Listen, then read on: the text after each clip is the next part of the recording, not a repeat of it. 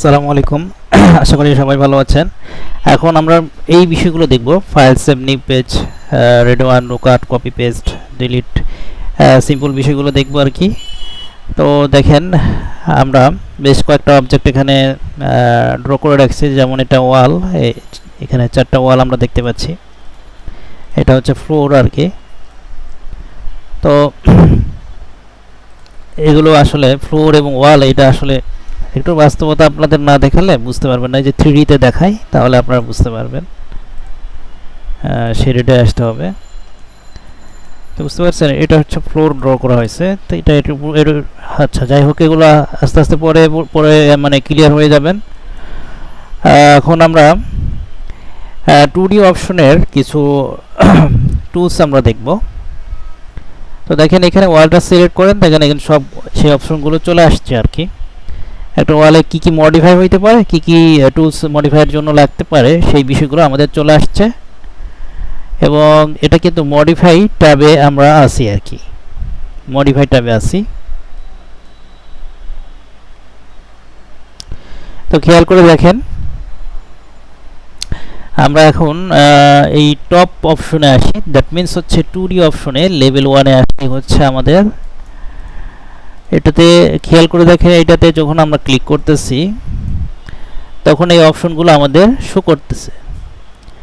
এখন এখান থেকে আমরা মুভ করতে পারি। মুভে এখান থেকে নিয়ে আমরা এখানে মুভ করে দিলাম। দেখেন, মুভ করা মানে আমরা স্ট্রেসের মতো আর কি কাজ করতেছে মুভটা এখানে। ঠিক আছে, এখানে স্ট্রেসের মতো কাজ করতেছে।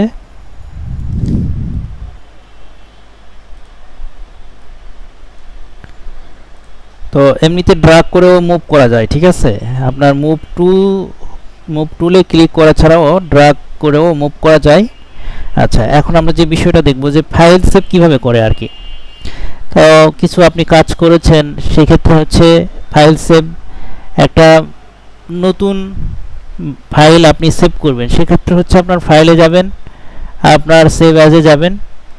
অ্যাজ ইউজুয়াল অন্যান্য সফটওয়্যারের মতো হচ্ছে আপনার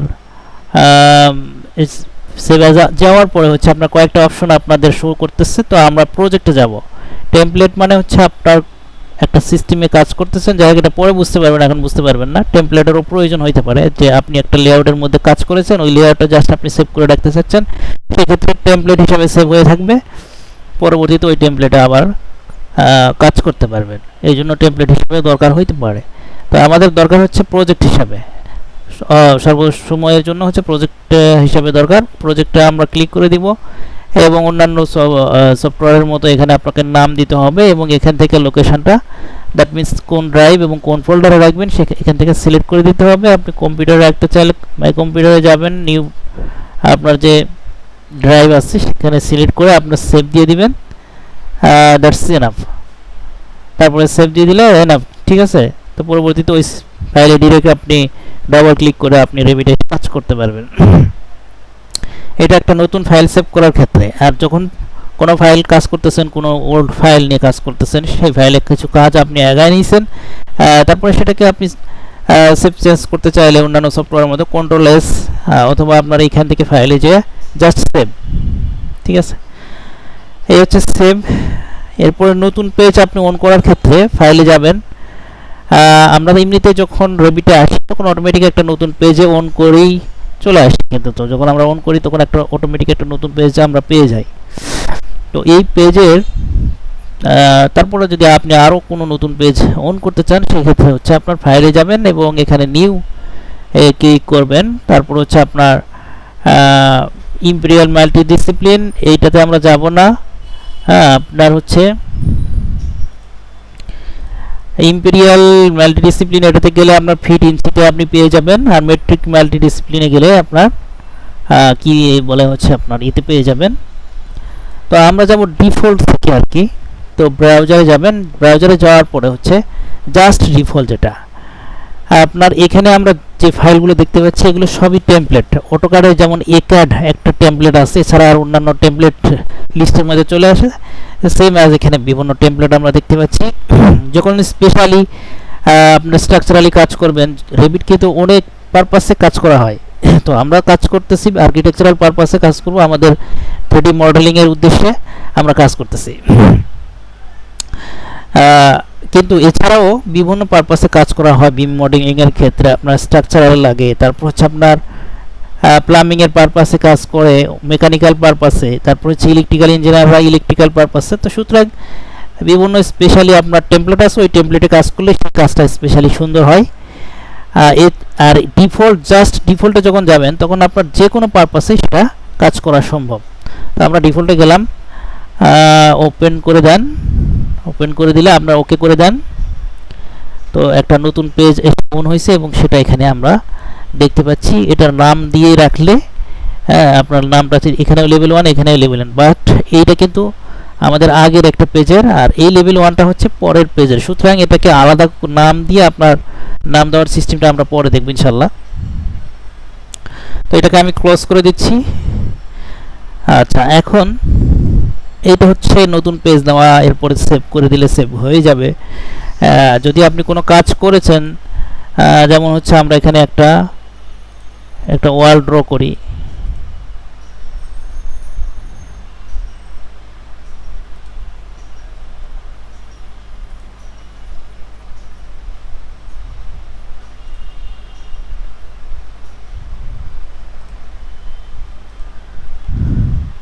কয়েকটা ওয়াল ড্র করলাম।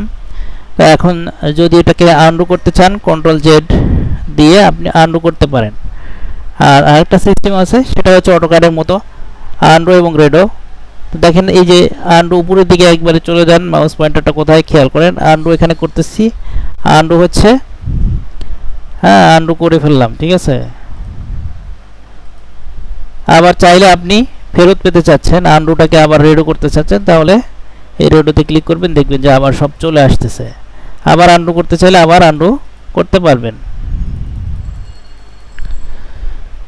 তো এই হচ্ছে আনডু এবং রেডো। তারপর হচ্ছে আপনার এই ওয়ালটাকে আপনি সিলেক্ট করেন, সিলেক্ট করলে দেখেন অপশনগুলো চলে আসতেছে। আপনি যদি এটাকে কাট করতে চান, এই কেচের মতো চিহ্ন এইটাতে ক্লিক করতে পারেন, কাট হয়ে গেল। এখান থেকে আপনি আবার কন্ট্রোল ভি দিয়ে পেস্ট করতে পারেন, ঠিক আছে। কোথায় দরকার, এখানে দরকার। তো এটা হচ্ছে কাট। এরপর হচ্ছে আপনি যদি কপি করতে চান, এটাকে সিলেক্ট করেন,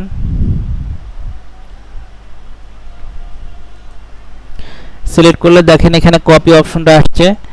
আপনি কিবোর্ডের সিইউ লিখে, জাস্ট সিইউ, ইন্টার দিতে হবে না, সিইউ লিখলে কপির জন্য আপনার প্রস্তুত হয়ে গেল। এখন মিড পয়েন্টের রেফারেন্সে আমি এখানে একটা দরকার, এখানে একটা দরকার। আবার যদি স্ট্রেট চান, দেখেন স্ট্রেট লেআউটটাও আপনাকে অটোমেটিক দেখাবে কিন্তু।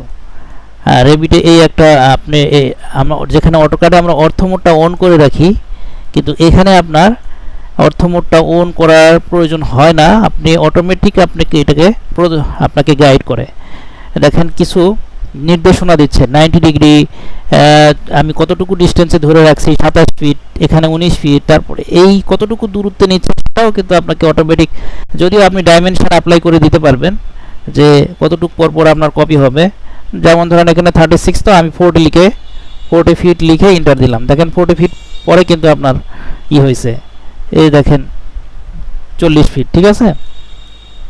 তো নির্দিষ্ট দূরত্বে আপনারা কপি করতে পারবেন, এবং কপি মানেই তো একাধিক কপি, সেটা আপনি করতে পারবেন স্ট্রেট এবং আনস্ট্রেট। মানে স্ট্রেট করতে পারবেন, স্ট্রেট লাইন দেখাবে।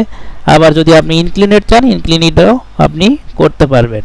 পয়েন্টার রেফারেন্সে করতে চান, সেটা মানে অ্যাজ ইউজুয়াল অটোক্যাডের মতোই আর কি, আপনি কপিটা করতে পারবেন 2 ডাইমেনশনাল। এখন আমরা যা দেখতেছি সবই 2 ডাইমেনশনাল দেখতেছি, ঠিক আছে। 3 ডাইমেনশনালি এই বিষয়গুলো হচ্ছে আমরা আবার নেক্সটে আমরা পাবো। দেন হচ্ছে এটা কপি গেল। এরপরে হচ্ছে আপনার কপি পেস্ট, কাট, কপি পেস্ট, এটা আমরা করলাম। দেন হচ্ছে ডিলিট বা ইরেজ। আপনার অনায়াসে আপনি অন্যান্য সফটওয়্যার মতো যে কোনো অবজেক্ট আপনি এখান থেকে সিলেক্ট করে জাস্ট ডিলিটে চাপ দিলে চলে যাবে। আর যদি কিবোর্ড থেকে ডিই চাপেন তাও চলে যাবে, ডিই চাপলাম চলে গেল। তারপরে আপনার এখান থেকে মাউস পয়েন্টার দিয়ে যদি আপনি করতে চান অবজেক্টটাকে সিলেক্ট করে দেন, তারপর হচ্ছে আপনার অটোমেটিক আপনার এখানে অপশনগুলো চলে আসতেছে এবং এই যে লাল ক্রস চিহ্ন ছোট ক্লিক করে দিবেন, চলে গেল। তো এগুলোকে সেভ চেঞ্জ নিয়ে আপনাদের একটা বিষয় বলেছিলাম, তার সাথে এইটাও একটা অ্যাডিশনাল বিষয় যে আপনি কাজ করতে করতে অটোমেটিক রেভিট আপনাকে প্রস্তাব করবে যে আপনি এই প্রজেক্টটাকে সেভ চেঞ্জ করে রাখতে চাচ্ছেন কিনা। এটা হচ্ছে আপনার জন্য একটা পজিটিভ দিক রেভিটের পক্ষ থেকে, কেননা হচ্ছে যে আপনার বিদ্যুৎ চলে গেলে ফাইলটা কিন্তু হারাবেন। সুতরাং আপনার এই রেভিট এই কাজটা করে থাকে, অটোমেটিক এই প্রস্তাবটা দিয়ে থাকবে। সেক্ষেত্রে আপনি সেভ দ্য প্রজেক্ট যদি করেন তাহলে সেভ দ্য প্রজেক্ট করে দিলে আপনার ওই ফাইলটা সেভ হয়ে থাকলো এবং তার পিছনে একটা ব্যাকআপ ফাইল রাখবে। সেই ব্যাকআপ ফাইলটা কেমন সেটা একটু আপনাদের দেখানোর চেষ্টা করি।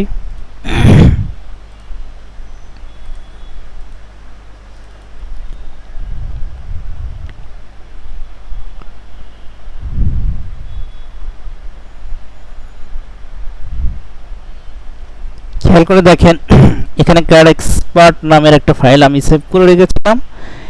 আমার সেভ চেঞ্জের পরে এই ফাইলেই কিন্তু ফাইলটা সেভ হয়েছে, মানে বর্তমান যে ফাইলটা সেটা আপনি এখান থেকেই পাবেন। বাট আরেকটা ফাইল অটোমেটিক এখানে দিয়ে দিছে রেভিট, যেটার আপনার হুবহু নামটা এখানে আছে কিন্তু সাথে .3001 এরকম একটা সংখ্যা আসতেই থাকবে। এরপরে আরেকবার এরকম যদি সেভ চেঞ্জ করেন তখন 3002 আসবে, সিরিয়ালি দিতেই থাকবে ওই দিনের জন্য। তো এইটা কেন করে? এটা এই জন্য করে যে আপনি বর্তমান যা কাজ করলেন সব যে নামে আছে ঠিক হুবহু ওই নামেই থেকে যাবে, বাট ইতিপূর্বে যা কাজ করে রেখেছিলেন ওই পর্যন্ত স্টপ করে রেখে বর্তমানে এখন বর্তমান যে কাজটা করেছেন এই কাজগুলো বাদ দিয়ে, মানে পূর্বের যে কাজগুলো ছিল ওই নামে আরেকটা ফাইল এখানে ব্যাকআপ রেখেছে। আপনারা এই দুইটা ফাইলই অন করে আপনারা একটু ট্রাই করে দেখলেই বুঝতে পারবেন যে এই দুটার ডিফারেন্টটা কি। এই হচ্ছে সেভের আরেকটা আমাদের অপশন, প্রয়োজনীয় একটা বিষয় আর কি।